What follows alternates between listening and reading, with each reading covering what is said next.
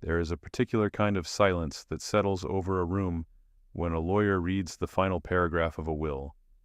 I have witnessed that silence dozens of times in my professional life, from both sides of the table. I have watched families come apart at the mention of a number. I have watched grown men cry over antique furniture. I have watched sisters stop speaking to each other over a piece of lakefront property that neither of them ever visited. But the silence I experienced on that Tuesday afternoon in October, sitting in a beige conference room on the 14th floor of a downtown office building, listening to the executor of my aunt's estate read her final instructions, that silence was different from all the others.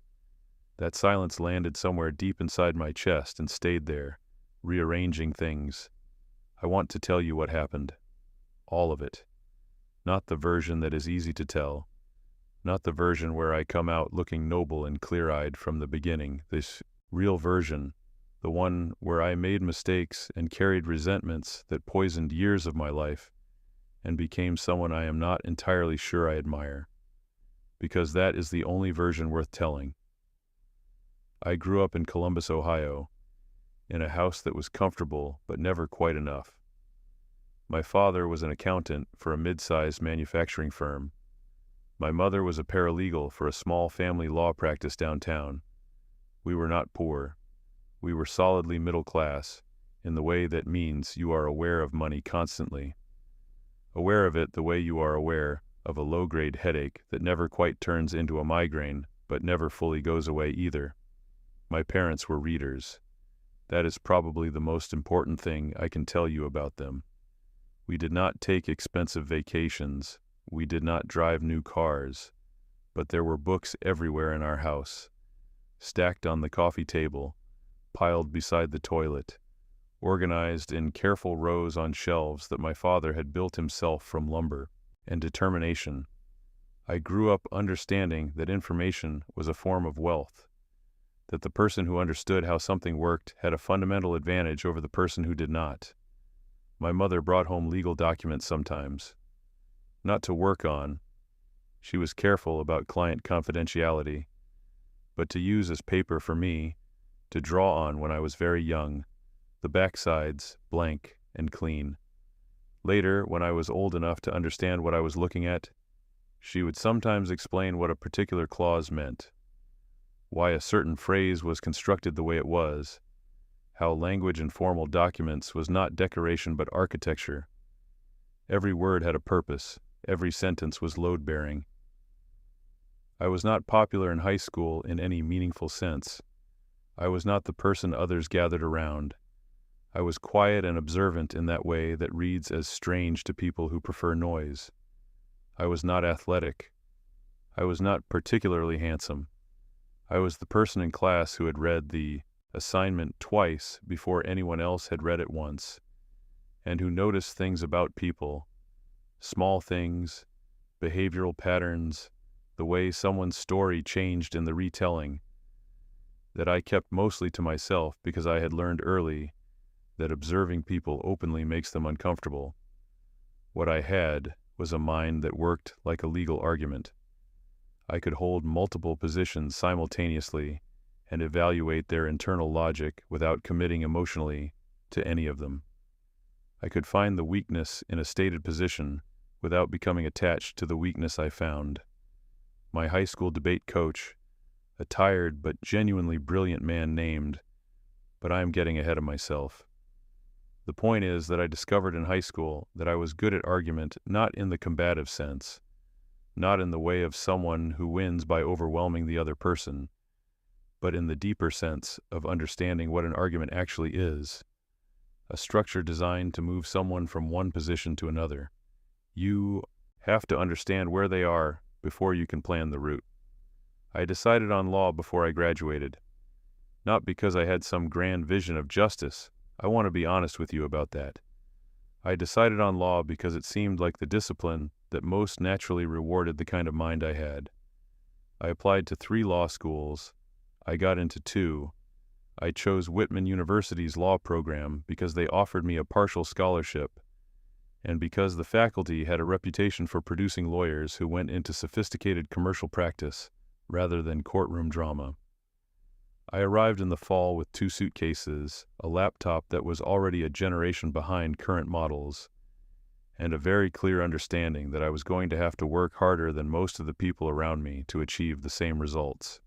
This was not self-pity, it was arithmetic. I had fewer resources, less connection, no family network in the legal profession. Everything I built, I would have to build from the material available to me, which was primarily my own effort. That was the version of me that arrived on campus, careful, precise, quietly hungry in a way that had no drama to it whatsoever.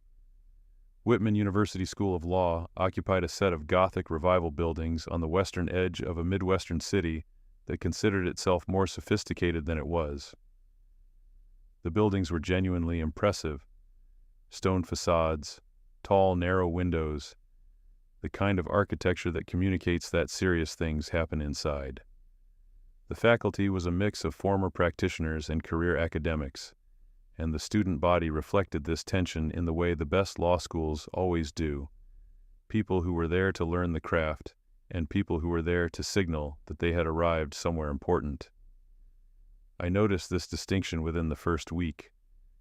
There were students who took notes carefully and asked questions after class that reflected genuine confusion or genuine curiosity, and there were students who asked questions in a way that was more performance than inquiry, who selected their questions for visibility, for the impression they created, for the way they positioned the asker as someone worth paying attention to. I was in the first category. I was learning. I kept my head down and worked at a pace that felt almost monastic. Early mornings in the library before the crowds arrived. Late evenings when the building had thinned to only the most serious students. I ate cheaply and well, meaning I cooked most of my own food, and resented every hour spent on anything that was not either studying or sleeping. The first time I encountered Maxwell Davenport was in a constitutional law seminar during the second month of the first year. He walked in 7 minutes late, not so late as to suggest carelessness, but late enough to be noticed, which I later understood was calculated, wearing a jacket that I would not have recognized as expensive at the time, but that I came to understand represented a level of casual investment in appearance that only certain kinds of backgrounds produce.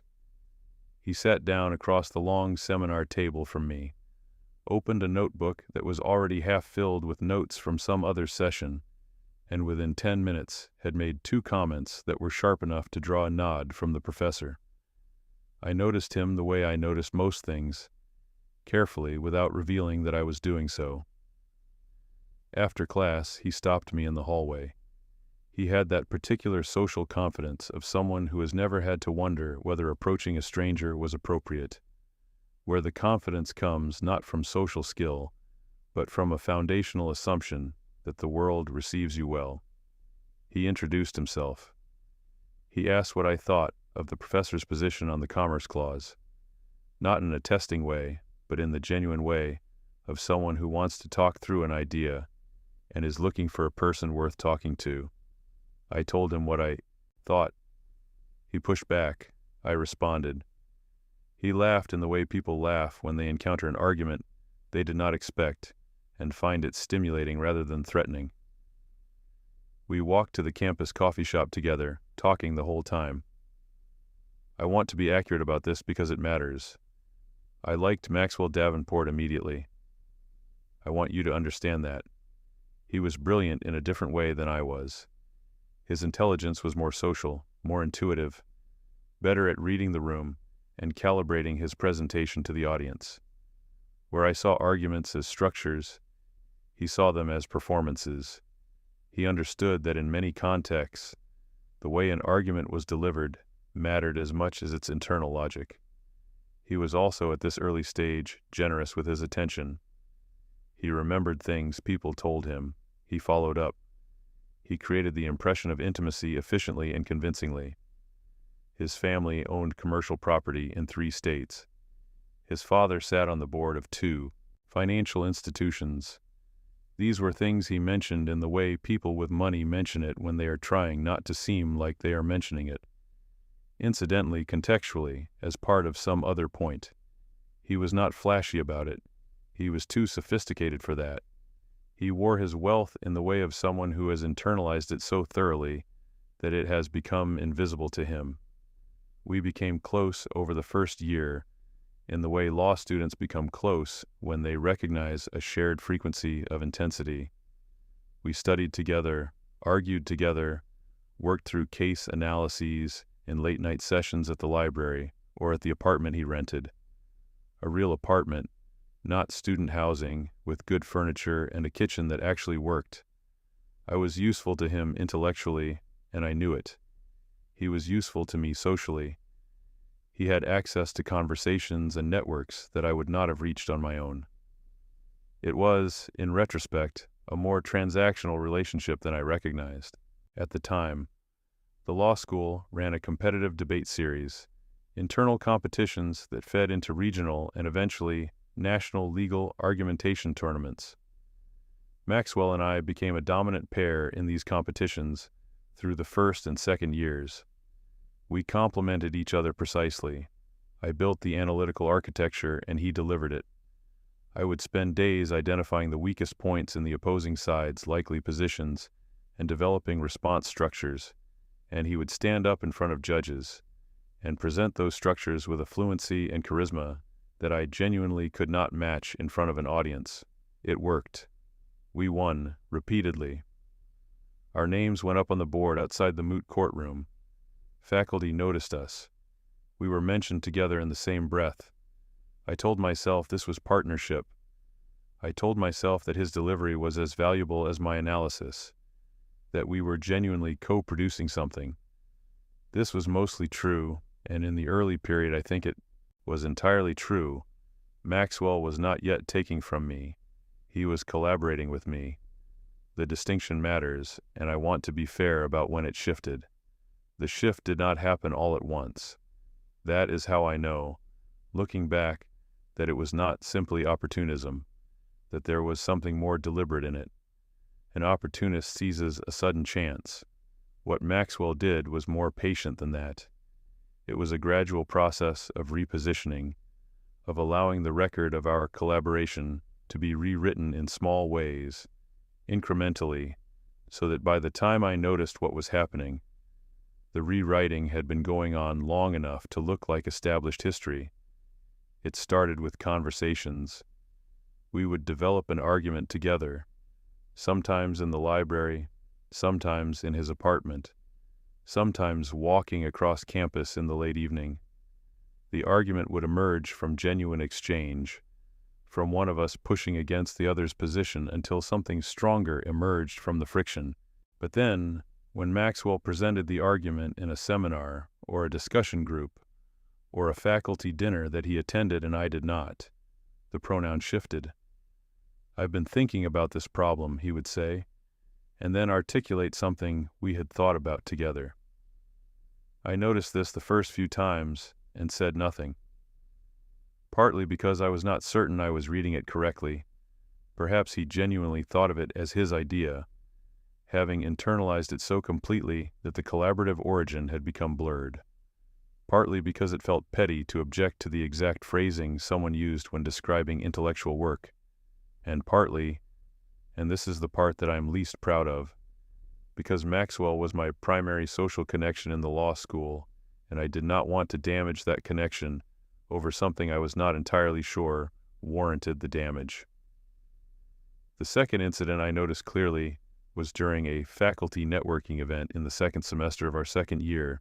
I had developed an analysis of a particular problem in contract law, the question of how certain implied covenant provisions were being interpreted inconsistently across circuits, that I had written up in a 9-page memo I shared with Maxwell, because we were thinking about submitting something to the law review.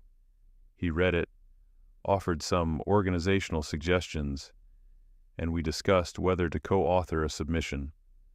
3 weeks later, I was not present at a dinner that Maxwell attended, a small faculty gathering for top-performing students, at which the constitutional law professor hosted 6 students at a restaurant near campus. Maxwell was invited. I was not. which I noticed with a particular flatness of feeling that I tried not to examine too closely. At the following week's seminar, the professor referenced a very promising analysis of implied covenant inconsistency that a student had shared with him, and looked briefly at Maxwell. Maxwell received the acknowledgement with the gracious modesty of someone accepting deserved recognition. I sat across the seminar table and felt something cold move through my chest. Not rage. Rage is hot and unsteady.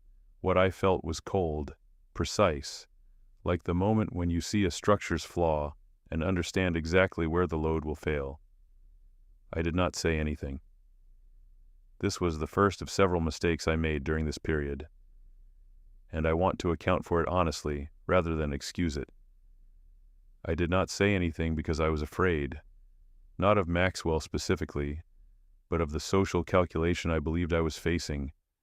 I could object, could assert my authorship, could make clear to the professor that the analysis was mine, and that Maxwell had presented it without attribution, and I might have been believed, or I might not have been. And whether I was believed or not, I would have created an enemy in Maxwell Davenport, and Maxwell Davenport had more social capital in that building than I did by a margin I could not overcome, through effort alone. So I stayed quiet, and the quiet became its own kind of cost. This happened 3 more times over the following year in variations. An argument I had developed appearing in Maxwell's oral argument before visiting judges, a theoretical framework I had articulated in our joint study sessions appearing in a paper Maxwell submitted individually, a strategic approach to a constitutional challenge that I had spent 2 weeks developing, appearing in Maxwell's presentation at a regional competition where he competed alone. Each time, the attribution was absent. Each time, I sat with the knowledge of what had happened and the social geometry of what it would cost me to say so out loud. Each time, the silence felt like it was becoming load-bearing, holding up something that I could not afford to let collapse. By the spring of our 3rd year, I had developed a way of thinking about Maxwell that was darker and more accurate than what I had allowed myself earlier. Understood that his brilliance was partly genuine and partly parasitic. He had a real capacity for synthesis and delivery. He could take a complex idea and make it land in a room in ways that I could not. But he had also developed a systematic practice of stripping attribution from ideas that were not entirely his, of allowing the social record to be built in ways that served him without technically lying about anything specific enough to be called a lie. He was very good at this. Good enough that I sometimes doubted my own memory of how ideas had emerged. Good enough that I sometimes wondered whether I was reading something sinister into what was simply a person who thought out loud, and therefore could not always remember where his thinking ended and another person's began. This doubt, this deliberate, manufactured doubt, was perhaps the most sophisticated element of the whole pattern. It protected him even inside my own mind. The Harrington Mercer International Legal Fellowship was announced on a February morning via an email that went to all 3rd-year students and faculty. It was a prestigious summer placement with a commercial law firm in London, co-sponsored by a foundation and the university's alumni network. The application required a cover letter, academic record, faculty recommendations, and a written strategic proposal on an assigned legal problem. In this case, a complex cross-border trust administration issue involving multiple jurisdictions and conflicting inheritance frameworks. When I read the assignment brief, I felt the particular alertness that arrives when you encounter a problem you are genuinely equipped to solve. Trust and inheritance law had become a quiet interest of mine over the previous year. I had taken an elective course, had read extensively beyond the syllabus, had spent time during a winter break at my uncle's house, going through a stack of case books my mother had acquired from a retiring attorney she worked with. The cross-border trust problem was precisely in the intersection of areas where I had built genuine depth. Maxwell and I discussed the fellowship application over coffee 2 days after the announcement. He was interested in applying, but candid that trust law was not his strongest area. I told him that I was going to apply and that I thought the written proposal was going to be the determining factor, that a genuinely sophisticated analytical framework for the multi-jurisdictional issue would distinguish a strong application from a merely adequate one. Over the next 3 weeks, I worked on the proposal in my usual way, methodically, comprehensively, building a framework that I believed was both analytically sound and genuinely original in its approach to the jurisdictional conflict problem. The framework hinged on a way of reading the interaction between the relevant treaty provisions and domestic trust law statutes that I had not seen articulated in the existing literature, a reading that was defensible, elegant, and practically useful. I shared the framework with Maxwell. This is the fact I have to own clearly, and without the comfort of pretending I did not understand the risk. I shared it with him because sharing ideas with Maxwell had been my primary form of intellectual companionship for 2 years, because talking through an idea with him helped me sharpen it, because I was still, at this stage, operating inside the assumption that our relationship was a genuine reciprocity, even as evidence was accumulating that it was not, and because some part of me, the part that had been silent through too many instances of uncredited use, had perhaps convinced itself that sharing was a form of connection, even when that connection was being exploited. We spent 2 evenings working through the framework together. Maxwell asked sharp questions. His questions improved my formulation in specific ways. He had a gift for identifying where an argument would face its sharpest challenge and requiring me to shore up those points. By the end of the second evening, the framework was stronger than when I started, and his contribution to that strengthening was real. But the framework was mine. The foundational insight was mine. The 3 weeks of development before those 2 evenings was mine. I submitted my application on a Thursday. Maxwell submitted his the following Monday. I know this because the department administrator mentioned the submission dates to a small group of us in passing. I also know, because Maxwell told me himself, with a kind of careless confidence that I have spent years trying to interpret correctly, that he had spent the weekend putting together something pretty solid on the trust law question. The selection was announced 6 weeks later. Maxwell Davenport was awarded the Harrington Mercer Fellowship. I was not. I remember the email arriving. I remember reading it at my desk in my apartment, a small, slightly damp apartment where the radiator made noise and the kitchen window had a draft. I remember sitting very still for a while. I remember the particular quality of that stillness, which was not shock but something more like recognition, like the confirmation of something I had been afraid to fully believe, now confirmed clearly enough that I could not maintain the uncertainty any longer.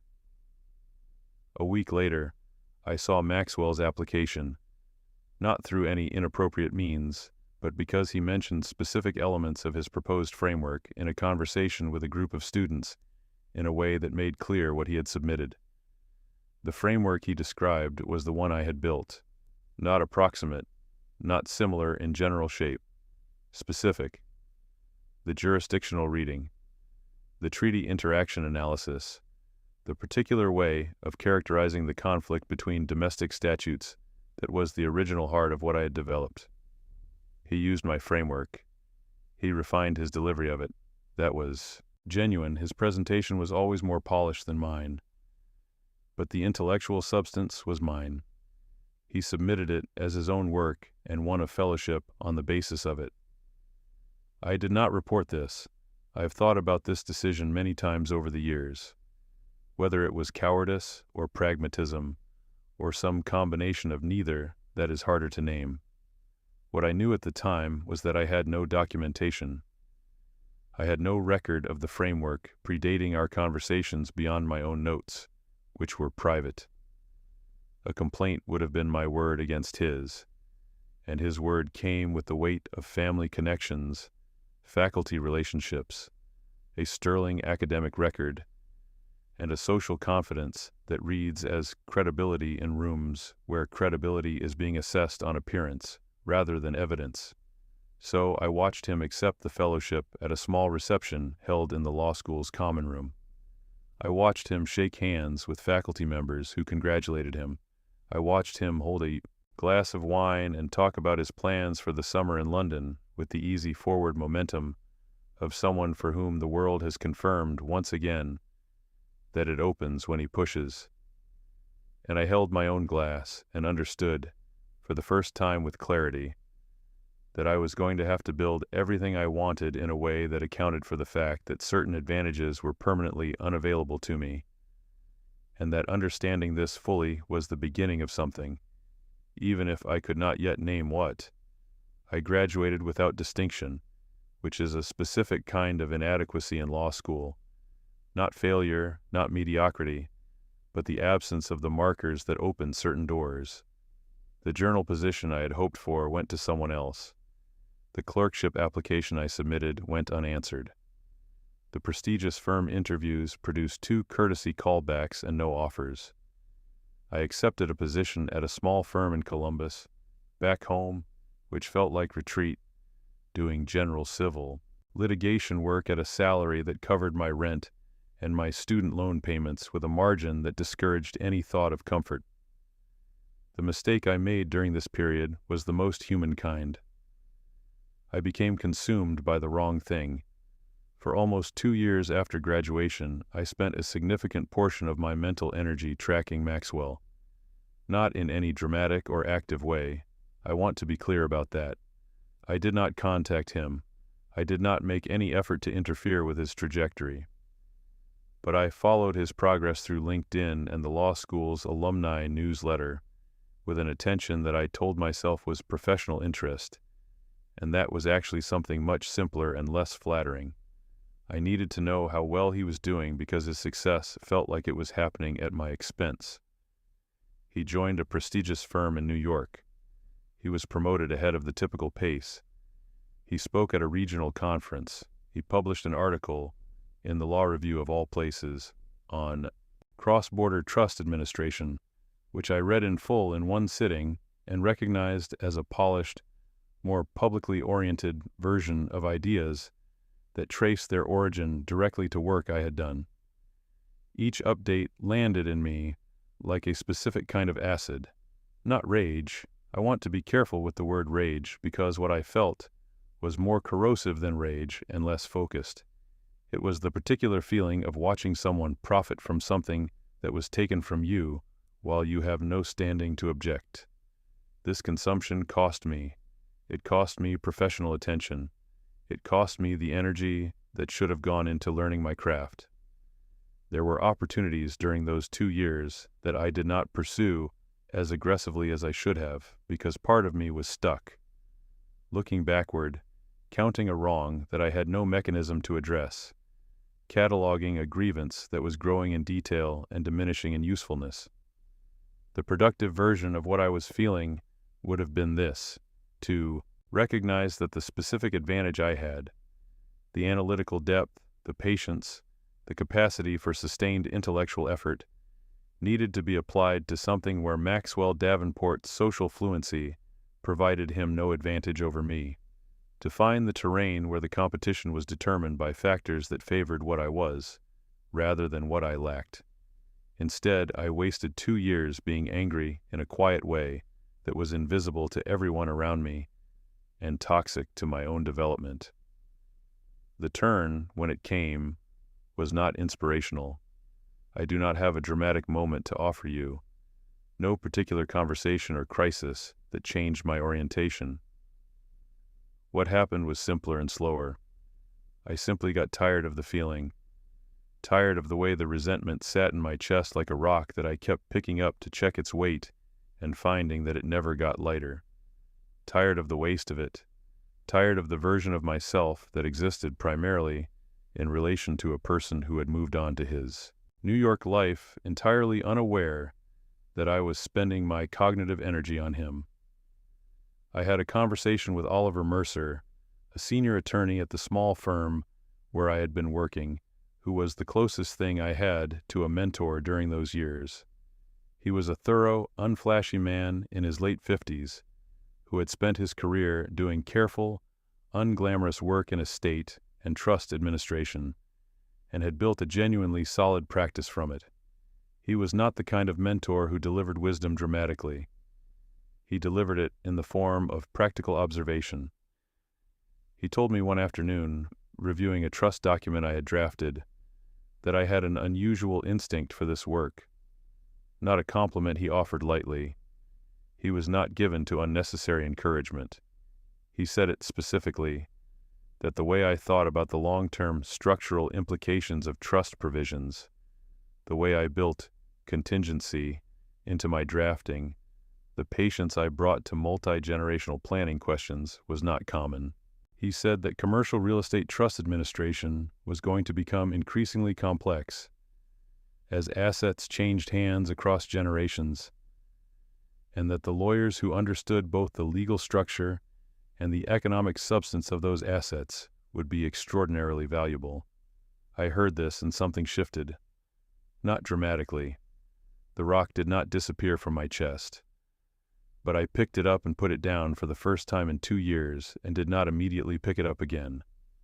I decided in the quiet way that actual decisions happen when they are not performances, to become the best commercial real estate trust attorney in the Midwest.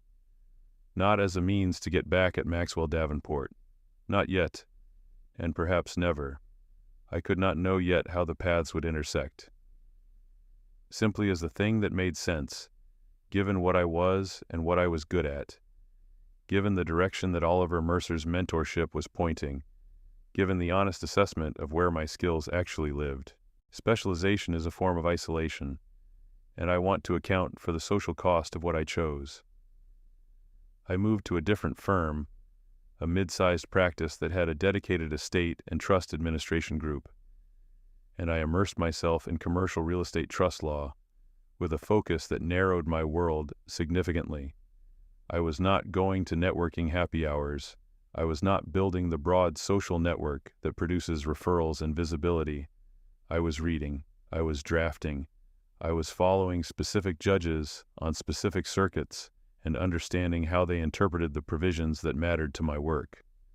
I was attending small, technical continuing education seminars populated by practitioners in their 50s who had been doing this work for decades, and who, when I engaged them seriously on technical questions, sometimes looked at me with a particular kind of surprised respect that I found more sustaining than the broader social approval I was forgoing. I was also alone in the personal sense. I had a small group of acquaintances that I would not quite call friends, people with whom I had dinner occasionally, conversations that were pleasant and shallow. I had dated in law school and intermittently afterward, but with limited investment on my part. This was not strategic celibacy or any kind of deliberate choice. It was simply the reality of someone who was pouring nearly everything into a professional focus and had limited bandwidth remaining for the kind of emotional availability that relationships require. I lived in a one-bedroom apartment that was clean and organized in the way of a person who has too few possessions and too much order. I cooked simple food and ate it alone at my kitchen table, usually with a case file or a law review article open in front of me. I ran 3 mornings a week, not because I was particularly attached to fitness, but because it gave my body something to do while my mind processed the work it was carrying. I was not unhappy. This is important to say accurately. I was not the version of myself that had existed during those 2 bitter years of watching Maxwell's trajectory. I had replaced the passive resentment with active construction, and the construction felt better, even when it was hard and even when it was lonely. I was building something. I could feel the building even when I could not yet see the structure taking shape. My Aunt Eleanor Whitfield called me twice a year. These calls were brief and slightly uncomfortable. Eleanor Whitfield was my father's aunt by blood, making her my great-aunt technically, though we had always collapsed the generation in how we referred to her. She was in her mid-70s during this period, still sharp, still direct in the way that reads as harsh until you understand it as simply a complete absence of social performance. She did not comfort people. She did not offer warm words. She assessed situations with a cold accuracy and stated her conclusions without apology. She called me in the 3rd year of my specialization to ask how I was doing. I told her I was working in commercial trust administration, that I was becoming competent in the area, that I believed it was the right direction. She said, "Belief isn't strategy. What's your 5-year plan for revenue?" I did not have one. I told her so. She said she would call again next year and wanted a more specific answer. She hung up.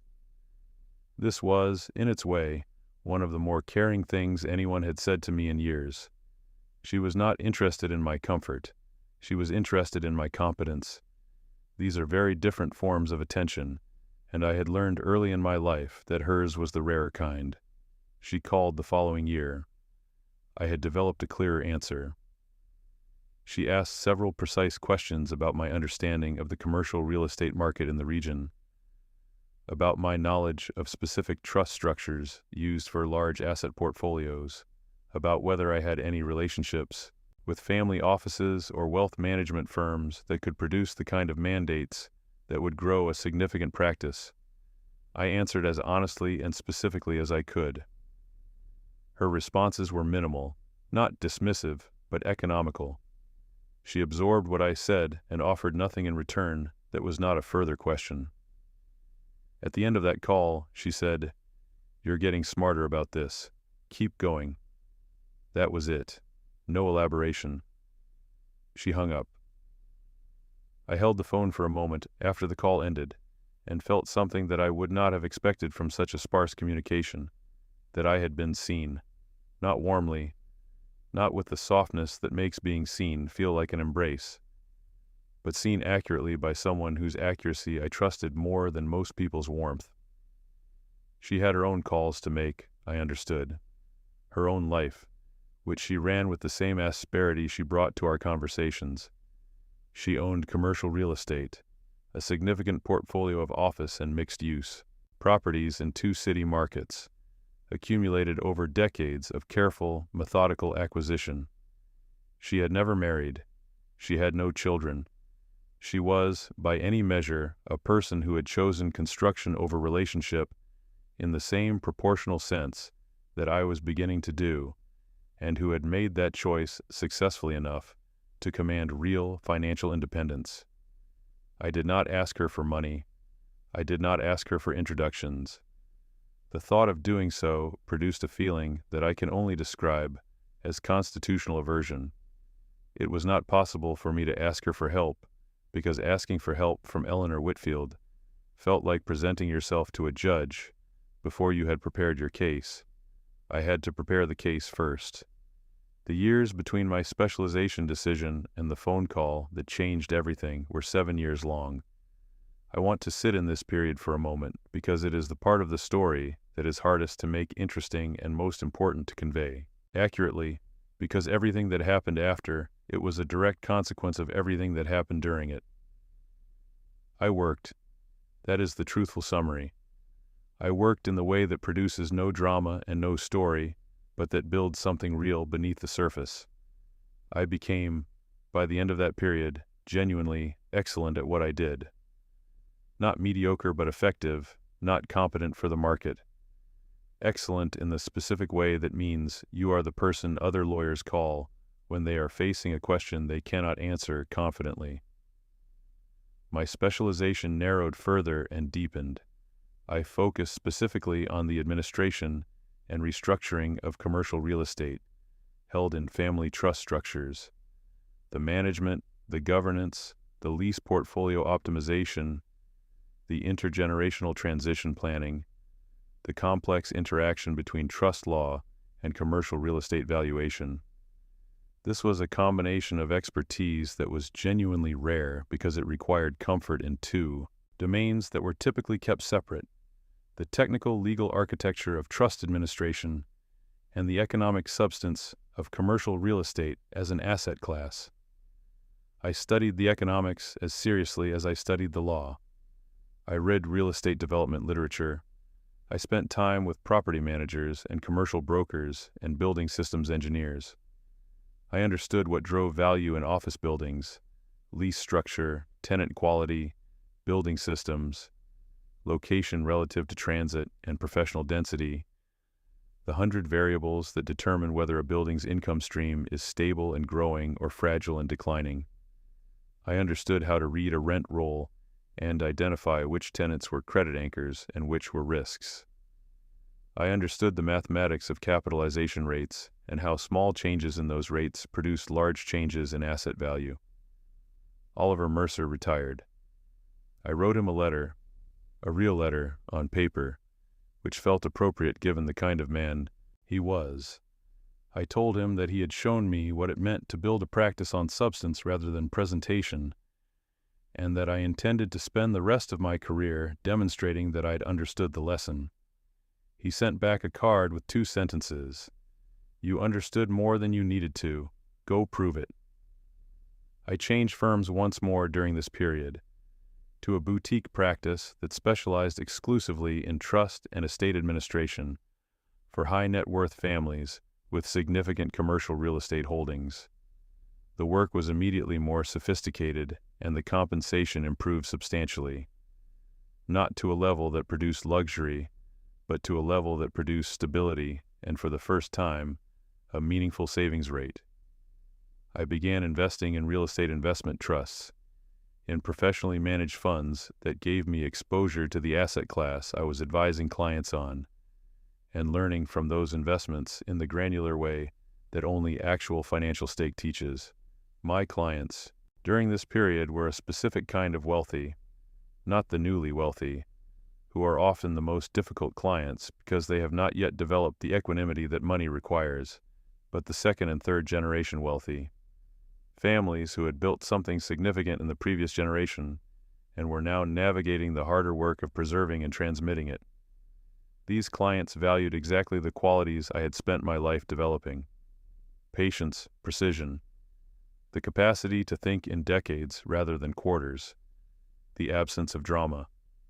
They did not want excitement, they wanted trust, the actual quality, not the legal instrument. They wanted to know that the person managing their family's most significant assets would be there in 20 years and would have thought carefully about what that future looked like. I became that person for a small number of families, and the work compounded in the way that good professional relationships compound when they are built on substance. Referrals that came with genuine recommendation rather than courtesy mention, mandates that grew as the family's assets grew, a reputation in a narrow but valuable professional community that was built on results rather than appearance. Meanwhile, I thought about Maxwell Davenport less and less frequently. Not because I had forgiven what happened. I want to be honest about that. I was not practicing forgiveness. I was practicing what I now understand to be something more powerful than forgiveness: indifference to his trajectory combined with complete focus on my own. The difference matters. Forgiveness would have meant I had processed the wound and released it. What I actually did was redirect the energy that had been feeding the resentment into work that produced return. He had moved to a city in the Midwest. I learned this through the alumni newsletter, which I still received and still sometimes read. He had left the New York firm and launched his own practice. He had started small, but was building, apparently, a boutique litigation and general commercial law firm that was finding some success in the local market. He was visible enough to appear in the local legal press occasionally. He was developing what appeared from the outside to be a credible regional presence. I noted this. I did not dwell on it. The rock in my chest had not disappeared. It had simply become very small, and I had learned to leave it alone. My Aunt Eleanor Whitfield died on a September morning when the weather had just started to turn, the mornings carrying for the first time the particular crispness that announces a season changing. I learned of her death through a brief call from the law firm that administered her estate. The attorney, a careful, somewhat stiff man who gave no information beyond what was necessary, informed me that I was named in her will, and that I would be expected at the reading on a date 3 weeks away. He gave me the address of the conference room. He confirmed the time. He did not tell me what I was named to receive. The 3 weeks between that call and the reading were strange. I felt something I could not entirely identify, not grief in the conventional sense, because Eleanor Whitfield and I had not been close in the way that produces conventional grief, but an absence definitely, the absence of a presence that had been particular and bracing, and I now understood, with the clarity that comes only after something is gone, important to me in ways I had not fully articulated while it was still available. She had called me every year, sometimes twice. The calls had been brief and demanding, and had asked more of me than any warmer interaction would have. She had watched me and not told me she was watching. She had tracked my professional development without ever making that tracking feel like a gift. She had withheld her approval as a specific kind of pressure. Not cruelty, I understood now, but something more purposeful than cruelty. The reading of the will took place in a conference room that was beige and adequate and unremarkable in the way of most conference rooms where serious things happen. There were 4 other potential beneficiaries present. 2 distant cousins I had met a handful of times across my life. A person I did not recognize who turned out to be the son of a longtime business associate, and a woman from a charitable organization she had apparently supported. The executor was the stiff attorney from the phone call. He read the will with a methodical evenness that gave nothing away until the final and most substantial provision. Eleanor Whitfield's commercial real estate holdings, 12 properties in 2 city markets, including 6 office buildings in the financial district of the city where I practiced, with a total assessed value that the attorney stated with the same evenness he had used for everything else, were held in a family trust. Control of that trust, including all management and investment decision authority, was granted to me. There was one condition: I could not sell or dispose of the core assets for a period of 5 years from the date of my assuming control. I was free to manage, restructure, refinance, lease, and strengthen them as I saw fit. After 5 years, the restriction would lift entirely. The other beneficiaries received specific bequests: the cousins, property in one of the smaller markets; the charitable organization, a cash endowment. But the operating trust, the structure that controlled the significant commercial portfolio, was mine to manage. The room was quiet after he finished reading. I was aware of the other people in it, in the peripheral, unfocused way of someone whose mind has moved very far inward. The attorney then produced a letter. He said it had been prepared by Eleanor Whitfield personally, addressed to me, and was to be read after the will's terms had been announced. He handed it to me. I took it. I looked at the envelope, which had my name written on it in her handwriting, a controlled, upright script that looked exactly like her. I excused myself from the conference room. I read the letter standing in the hallway outside the conference room, with the city visible through floor-to-ceiling windows and the muffled sound of the building's ventilation system providing the only noise. She wrote in the same manner she had spoken, directly, precisely, without softness, but without coldness either. She wrote that she had followed my university experience, that she had known about the fellowship situation, though she did not name Maxwell Davenport. She wrote that what happened had been unjust, in the specific way that many unjust things are, entirely real, entirely unresolvable through any direct mechanism, requiring a different kind of response. She wrote that she had stayed distant deliberately, that when I was struggling in the early years of my practice, and she had known I was struggling, she had not offered help, not because she didn't care, but because she was watching for something. She was watching to see whether I would become the kind of person who builds discipline under pressure or the kind who requires rescue. She wrote that rescue was not love. That love, in her understanding of it, was giving someone the space and the difficulty they needed to become competent before you handed them something that required competence. She wrote that she had been watching for years, that the reports she received from people who knew me in the professional community, and Eleanor Whitfield had, it turned out, known far more people than I had understood, had confirmed for her that I was building something real, that I understood the substance of what I was doing and not merely its surface, that I had developed the quality she considered most important, which she called patience under pressure, not the passive patience of someone waiting for better luck, but the active patience of someone building carefully toward a specific structural outcome. She wrote that she was giving me this trust not as a gift, but as an assignment, that she expected me to run it the way she had always run it, with the long view, with discipline, with the understanding that the income from these buildings represented other people's businesses, their employees' jobs, the real economic substance of the district, and that this responsibility was not to be treated lightly. She wrote at the very end, "You were always smarter than you needed to be for the situation you were in.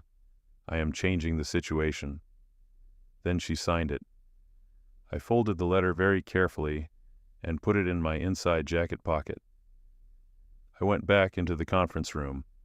I answered the attorney's questions about the transition process with the same evenness he had brought to the reading.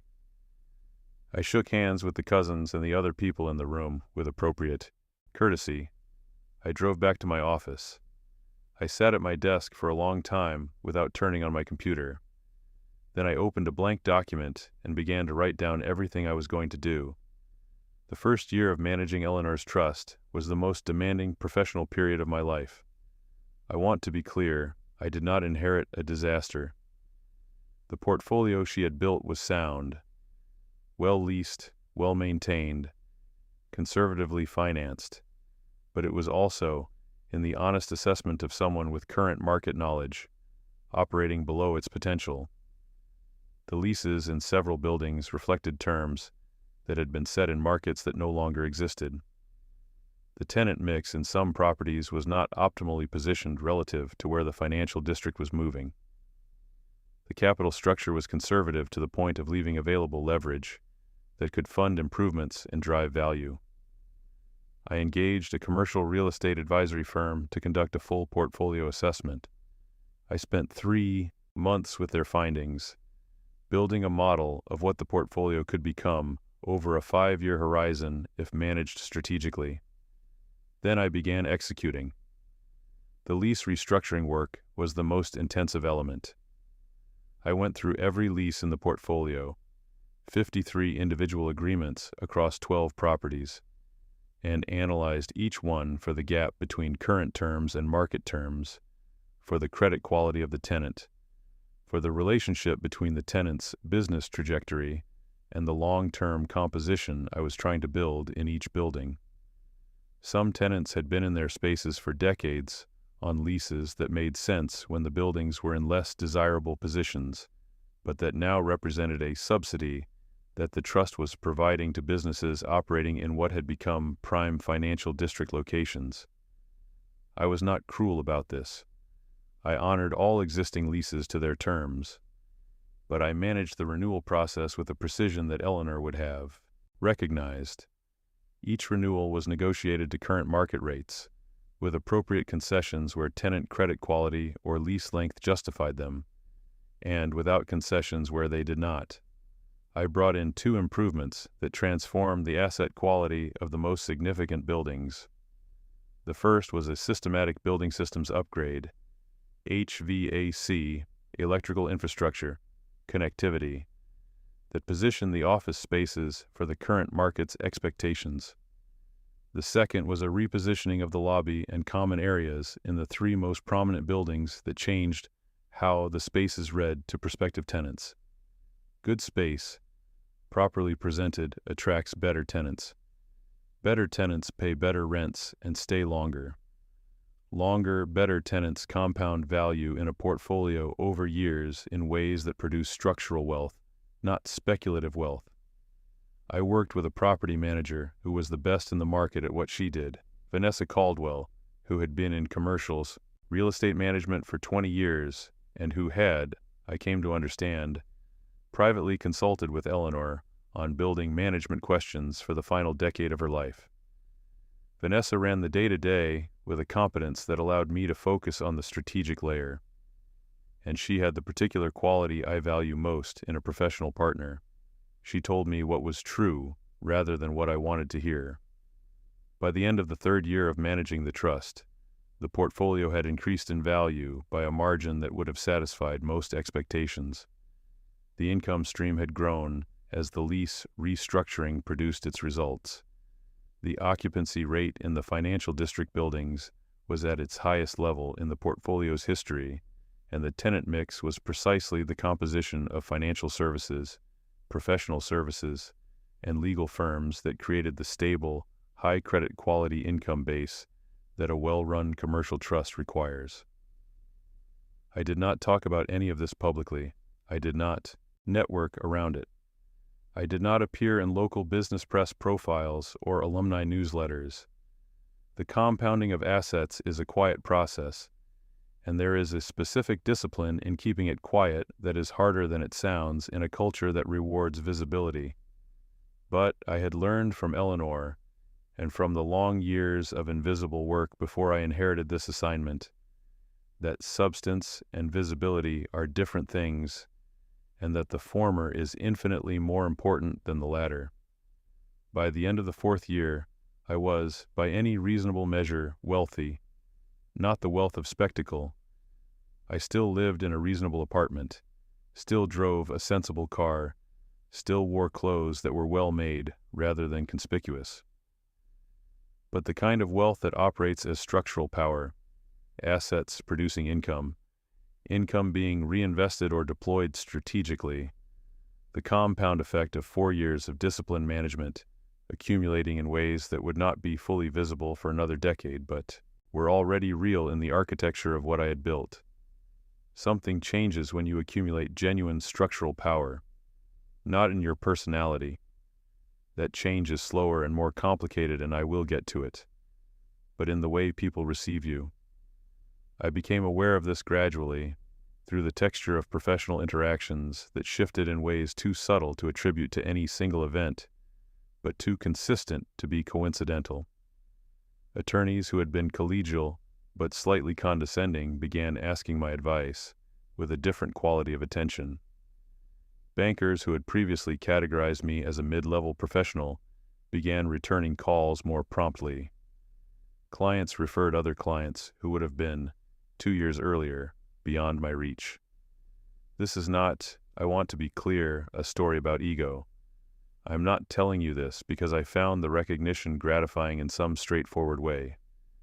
I'm telling you because the shift in perception is one of the most important things I observed during this period, and what I observed about it is uncomfortable. The world had not changed. I had not changed in any essential way. My analysis was the same, my work ethic was the same, my fundamental approach to the problems I was solving was the same it had always been. What had changed was the attached resources, the trust, the assets, the verified record of performance, and that change in attached resources produced a corresponding change in how identical words and ideas were received.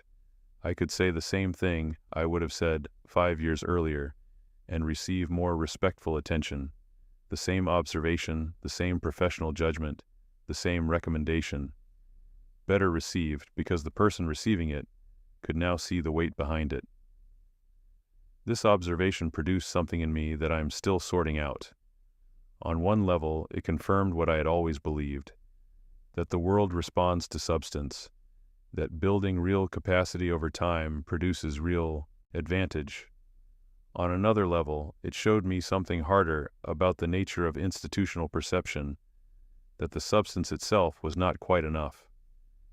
That substance alone, unendorsed by visible markers of its existence, receives a different reception than substance attached to demonstrable resources, which means that all the years when my analysis was just as good, but my resource base was invisible, I was operating at a systematic discount that had nothing to do with the quality of my work.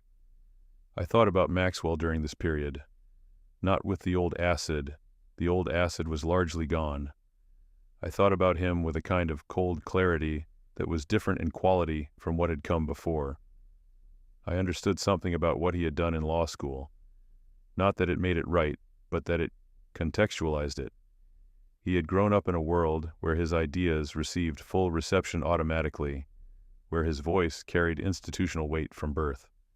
The practice of appropriating others' intellectual work without attribution may have felt different to him, may have felt like simple social performance, like the way ideas circulate in rooms where everyone already has standing. Not innocence exactly, but a failure of moral imagination enabled by a lifetime of never having had to account for whose intellectual work was whose. This understanding did not produce forgiveness. I want to be precise about this because the impulse to package these reflections as a journey toward forgiveness would be dishonest. What it produced was something more like accurate diagnosis. I understood the mechanism now. I understood it clearly enough to see what had happened without the distortion of pure victimhood, and to see what my options were with equal clarity. It was Vanessa Caldwell who brought it to my attention during a quarterly portfolio review in my office. She was reviewing occupancy across the financial district buildings and noted, with the same matter-of-fact precision she brought to every piece of information, that the Langston Building, a 7-story office building in the heart of the financial district, the most prestigious address in the portfolio, had a new tenant in the top 2 floors, a law firm. It had signed a 3-year lease 18 months earlier, before I had completed the full lease restructuring. The lease terms were favorable to the tenant, below current market rates, given when it was signed. She showed me the tenant name on the roll, the Davenport Law Group. I read the name twice, not from shock, from the particular discipline of making certain I was reading what I was reading before I responded to it. Maxwell Davenport had rented office space in a building I controlled. He was, as of 18 months earlier, paying rent to Eleanor Whitfield's trust, now my trust. He was conducting his business from an address that I owned. He did not know this. The trust used a management company name, Whitfield Asset Management, and Maxwell would have interacted exclusively with Vanessa's team during the leasing process. There was no reason he would have connected the property management company to me. Our professional paths had not crossed since graduation. I had been deliberately invisible. I sat with this information for a long moment. Vanessa had moved on to the next item in the portfolio review with her customary efficiency. She gave no indication of knowing the significance of what she had just mentioned, and I gave no indication of reacting to it. After she left, I sat in my office for a while, not planning, not immediately, just sitting with the strange, recursive quality of what had happened, the way the world had arranged itself into this particular configuration, through the accumulation of independent decisions made by both of us over a decade, without either of us having aimed at this specific outcome. I thought about Eleanor's letter, "I am changing the situation." Yes, she had changed the situation, and Maxwell had placed himself into it, and here we were. I opened the Davenport Law Group lease file. I read it completely. The terms were what Vanessa had indicated. A 3-year lease at a rate that was below the current market for that location, with standard commercial provisions, including clear and unambiguous provisions regarding payment timing, cure periods, and consequences of default. A 3-year lease. It had been signed 18 months earlier, which meant it was 18 months from expiration, unless renewed. I made a note in my calendar. The information about Maxwell's firm's financial difficulties came to me through channels that were entirely legitimate and required no effort on my part, beyond the basic professional awareness of a landlord monitoring his tenant's stability. The commercial real estate industry produces a quiet, continuous flow of information about tenant health. Not confidential information, but the kind of publicly available signals that a professional property owner learns to read. Late rent payments that trigger the standard cure period notices. Requests for meetings with building management that arrive from a firm's senior partner rather than its office manager. Subtle shifts in the pattern of the business that are visible to anyone paying attention. The first indication was a payment that arrived 4 days late in what I calculated to be Maxwell's 22nd month at the building. Within the cure period, therefore not a formal default, but notable. I noted it. The second indication was a request for a meeting with Vanessa's team, submitted by Maxwell personally, requesting a conversation about the lease renewal terms in advance of the natural expiration. The meeting was 11 months before the lease's end, early, which suggested anxiety rather than planning. Vanessa relayed the substance of that meeting to me. Maxwell had come prepared with a presentation about his firm's growth plans and market position. He had been, Vanessa noted, charming and confident in his manner. He had proposed a renewal at the existing rate, the below-market rate, on the grounds that his firm was a stable, high-profile tenant that enhanced the building's reputation, and that the renewal at current terms would eliminate the disruption and cost of a space transition. He had also, more candidly, suggested that his firm was going through a growth adjustment phase, and that a rent increase at the current moment would create unnecessary pressure. I asked Vanessa what the current market rate for comparable space in that building was. She told me. It was 31% above Maxwell's current lease rate. I asked her to schedule a meeting with the principal of the Davenport Law Group at a time of his convenience. Maxwell walked into the conference room of my office 3 weeks later and stopped for a fraction of a second when he saw me. A very small pause, the kind that would have been invisible to anyone not watching carefully. I had been watching carefully for many years. He recovered smoothly. He was, as he had always been, extraordinarily good at the surface of things. He smiled with the warmth that had always felt genuine, and may have been. He extended his hand and said my name, in a way that managed to suggest both familiarity and professional respect. I shook his hand. I offered him a seat. I poured him water from the carafe on the table and poured a glass for myself. I let the silence run for a moment longer than was comfortable. Then I said, "I understand you've requested a conversation about your lease situation." He recalibrated quickly. He had come in, I could see, expecting to manage the conversation, to apply the social fluency he had always had in rooms where relationship was the primary currency. My opening had set a different register, administrative, transactional.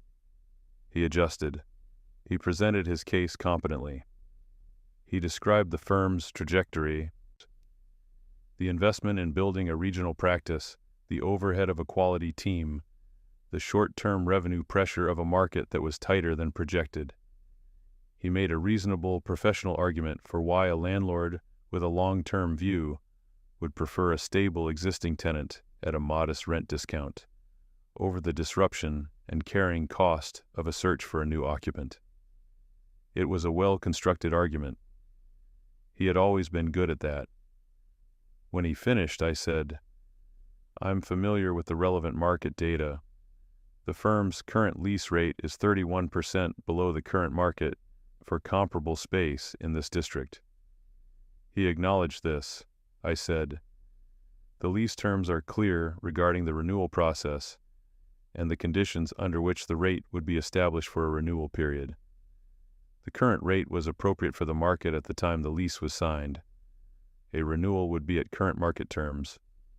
He held his composure well. "That's a significant increase. Given where we are in our growth trajectory, that creates a real problem," I said. "I understand." There was a pause. He said, "I was hoping we could find a middle ground, something that recognized the relationship, the tenure in the building, the investment we've made in the space." I said, "The terms of the existing lease are clear. I'll honor them exactly as written. A renewal would reflect current market conditions. He looked at me. For the first time in the conversation, I saw something beneath the surface, a recalibration that was deeper than the first one. He was trying to read the room in the way he had always read rooms, and the room was not giving him purchase. He said more quietly, "I'll need to think about whether the financials work." I said, "Of course. You have the remaining lease period to make that determination. If you decide not to renew, standard notice requirements apply per the lease terms." I stood. The meeting was over. He stood too. He extended his hand. Again. I shook it again. As he was leaving, he paused at the door and turned back. He said, "It's good to see you. You've clearly done well." I looked at him steadily. "Thank you for coming in." He left.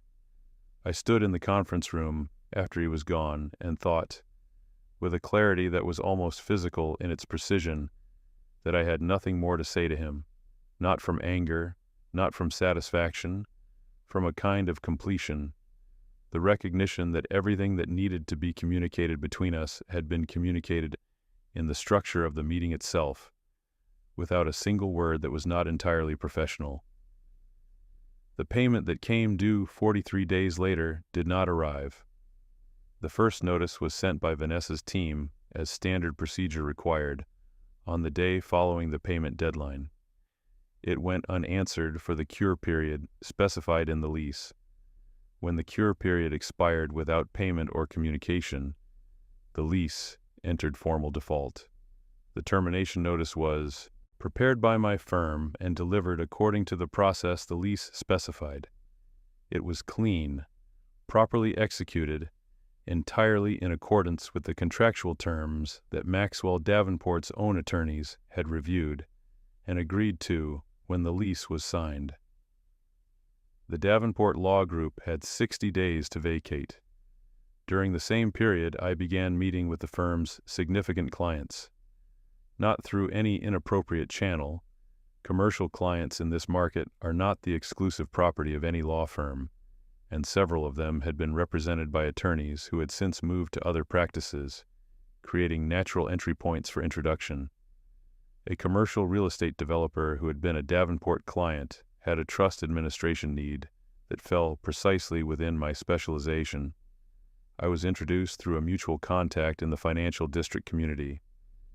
3 other significant commercial clients of the Davenport firm were connected through the network of tenants and professional services relationships within the Whitfield portfolio, to attorneys at partner practices with whom I had developed relationships over years of working in proximity. These introductions happen naturally, as professional introductions do in a community where the same buildings house the same firms, and the same people circulate through the same networks. I made no statements about Maxwell or his firm. I made no representations about why they might want different legal representation. I simply was present, competent, and connected to the infrastructure of the district in the way that someone who had spent years building that connection was inevitably connected. The last day of the Davenport Law Group's occupancy of the Langston Building's top 2 floors, I was in the building on other business. I did not position myself to observe the move-out. I had no interest in witnessing it as a performance of victory. That kind of victory requires an audience to feel complete, and I had no need for an audience. But I knew it was happening.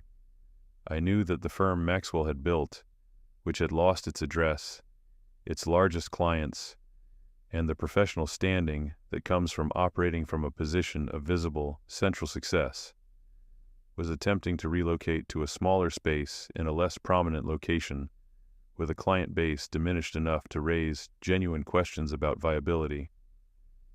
I received a text message that evening from a number I did not have in my contacts. When I read it, I recognized, without any difficulty at all, the voice of the person who had sent it. It said, "I heard you control the Whitfield portfolio. I didn't know when I signed the lease. I'm not sure if that changes anything for you. I just wanted you to know that I know." I read the message 3 times. Then I put my phone in my pocket and went home. I did not respond. Not that night, not the following day, not ever. There is a version of the story that ends at that text message with something clean and satisfied, with a sense of completion that feels like the closing of a circle. And there is a clean circle there. I want to acknowledge that. What happened over the decade plus between my final semester of law school and that October evening is, in its structural logic, a genuine story of patience and discipline producing something that could not have been produced by anger or urgency. The person who took something from me lost access to the infrastructure of his professional life in ways that were irreversible, and the mechanism of that loss was entirely embedded in the legitimate exercise of property rights and professional standing that I had built over years. That is real. I do not disown it. But I want to tell you what is also true, because the other part is where the honesty lives. And I promised you at the beginning that I was going to give you the honest version. I am not the same person I was when I arrived at Whitman University Law School with 2 suitcases and a laptop that was a generation behind. Obviously, no one is unchanged over that span of years, but the specific ways in which I have changed are worth accounting for. I am better at my work than almost anyone I know. The quality of my professional judgment, the depth of my understanding of the assets I manage, and the legal structures that govern them, the patience I bring to long-term decision-making, these are real. They were built through real work over real time. I do not question their value. I am also significantly alone, not in the dramatic way that requires comment or intervention. I have professional relationships. I have the small group of acquaintances that passes for social life in the life I have built. But in the deeper way, the way that has to do with allowing someone close enough that they can actually affect you, I have been operating at a distance for so long that the distance has become structural. I observed during the years of managing the trust that the quality of patience Eleanor Whitfield identified and developed in me has a shadow side. Patience at its most useful is the capacity to hold a long view and make decisions in service of it. But patience applied too thoroughly to all aspects of life produces something else: the capacity to wait out almost any emotion without letting it change you. I have become very good at sitting with uncomfortable feelings. The low-grade resentment of the early years, the loneliness of the building years, the strange recursive quality of the moment Maxwell walked into my conference room, without those feelings producing any visible response. This is a professional asset of significant value. It is also, in the context of a human life, a form of armor that I cannot always take off. I think about Eleanor's letter sometimes, about what she wrote regarding patience as a prerequisite for power, about waiting to be certain I had developed discipline before handing me the assignment. She was right about all of it. The logic was sound and the timing was precise. I am genuinely grateful for the specificity of her belief in me, not the warm kind of belief that asks for nothing, but the demanding kind that stays distant until you've earned the right to receive what it's offering. But I also wonder, in the late evenings when I am alone in my well-ordered apartment with the city quiet outside the window, what Eleanor Whitfield's own interior life looked like. She never married. She built a portfolio that was exceptional by any measure. She understood the mechanics of property and leverage and long-term value creation with a sophistication that very few people achieve. She was seen, by the small number of people who knew her, as formidable and somewhat frightening. Was she happy? Did the building satisfy her in ways that I cannot reconstruct from the outside? Did she feel the completion of things that I have not yet reached? Or had she, by the time she wrote that letter to me, understood something that she was passing on not only as wisdom, but as warning, that the discipline required to build what she built had costs she had paid in full, and was perhaps not recommending in their entirety? I do not know. I will not know. She is gone and left me an assignment and a letter, and the particular quality of her attention, which was the most important thing she could have given me, and which I cannot fully repay, because there is no longer anyone to repay it to. The Davenport Law Group closed its doors 14 months after vacating the Langston building. I learned this through the standard public records that professional practice closures produce. Maxwell Davenport's name appeared in a legal press item as having joined a larger regional firm in a junior partner capacity, a significant step back from the independence and profile he had built. Not a catastrophic conclusion, but a clear and public diminishment. I noted this with the flatness of someone noting a fact. The Langston building's top 2 floors were released within 4 months of the Davenport departure to a financial advisory firm with strong credit, a 5-year lease term, and a rent roll that contributed materially to the portfolio's ongoing appreciation. The space had been repainted and the systems updated during the vacancy period. It was a better tenancy than the one it replaced, which is the outcome that professional real estate management produces when it is done correctly.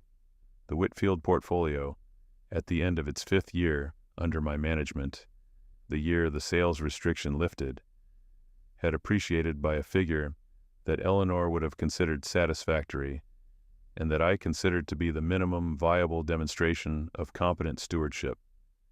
The income stream was stable and growing. The tenant composition was exactly what I had planned. The capital structure was conservative and strong. I had no interest in selling. I had even less interest in the lifting of the restriction than I expected. What I was building was not a project with a terminal point. It was a structure that produced value in perpetuity if managed correctly. Eleanor had built it over decades. I intended to manage it for decades more. The 5-year mark came and went. The restriction lifted. Nothing changed. I am sitting in my office now, which looks out over the financial district, including the Langston building, visible from the east-facing windows if you know where to look. It is morning, and the light is doing the particular thing it does in the fall when the angle is lower and the sky is the specific shade of blue that means cold is coming. The building is occupied, the tenants are working, the leases are running, the income is accumulating. I am 41 years old. I want to tell you the thing that is hardest to tell, because I think it is the most useful part of what I have to offer you. I won.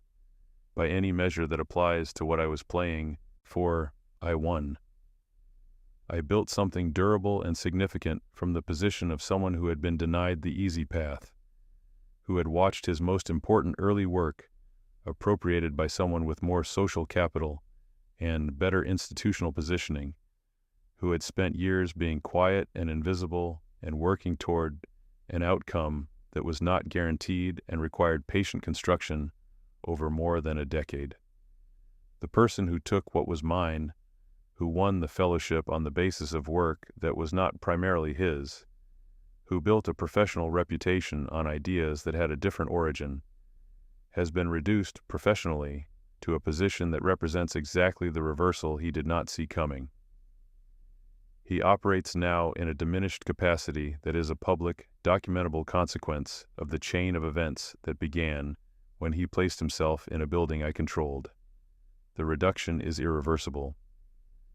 The professional standing that was lost is not the kind that returns through effort or time in the same market. This is all true. The circle is real.